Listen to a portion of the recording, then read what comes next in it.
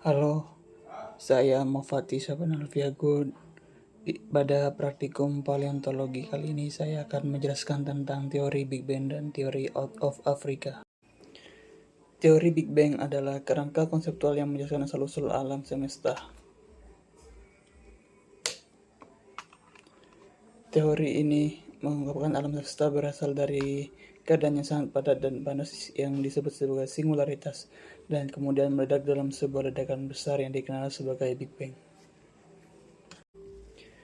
Awal alam semesta menurut teori Big Bang bermula dari titik asal yang sangat kecil dan padat.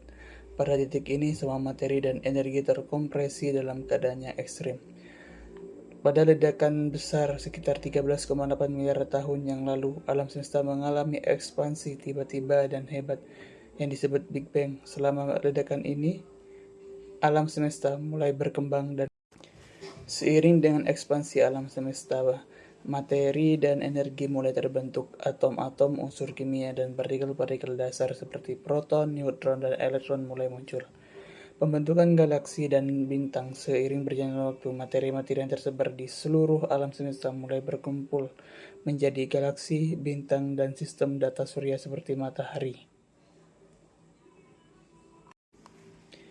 Alam semesta yang terus berkembang dan mengalami perubahan sepanjang waktu. Proses-proses seperti pembentukan bintang, perkembangan galaksi, dan perubahan iklim alam semesta terus berlanjut. Teori Out of Africa yang dikemukakan pada tahun 1997 oleh Alan Wilson dan Rebecca Kahn yang menyimpulkan bahwa manusia modern berasal dari kelompok populasi manusia dari Afrika Timur yang hidup sekitar 200.000 tahun yang lalu. Migrasi terjadi secara bergelombang. Migrasi ini terjadi karena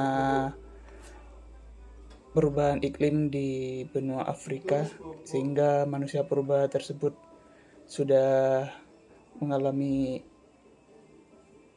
migrasi dan kekurangan sumber daya alam.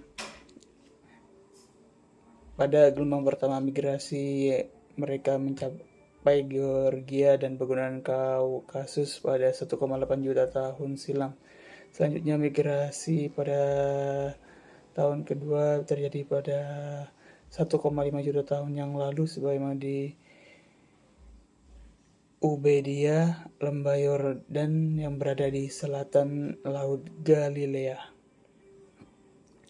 Faktor yang mempengaruhi dengan adanya migrasi ini adalah perubahan iklim, kurangnya sumber daya alam yang terdapat pada Afrika, dan banyaknya pertumbuhan-pertumbuhan baru.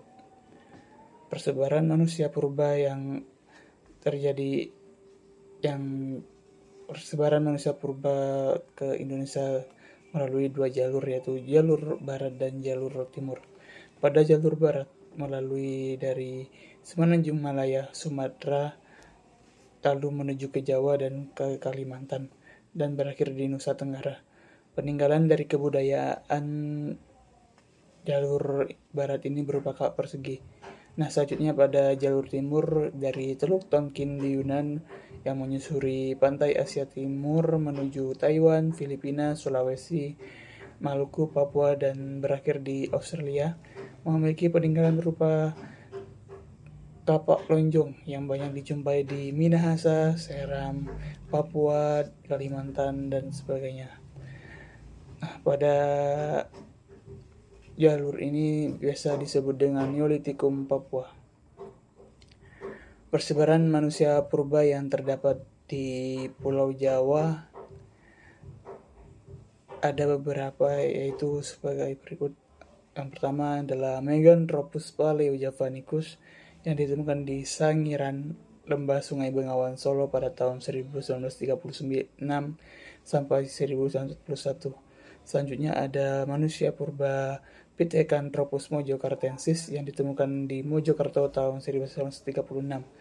Selanjutnya ada Pithecanthropus erectus yang ditemukan di lembah Bengawan, Solo pada tahun 1891. Selanjutnya ada Pithecanthropus soloensis yang ditemukan di Ngandong, Blora pada tahun 1931 sampai 1934. Nah, selanjutnya ada manusia purba Homo soloensis yang ditemukan di Bengawan, Solo Ngandong, Sambung Macan, dan Sangiran di tahun 1931 sampai 1933. Selanjutnya ada Homo wajakinesis yang ditemukan di Wajak, Jawa Timur pada tahun 1889. Nah, ada lagi yang manusia purba yang ditemukan di Pulau Nusa Tenggara Timur, yaitu Homo floresiensis.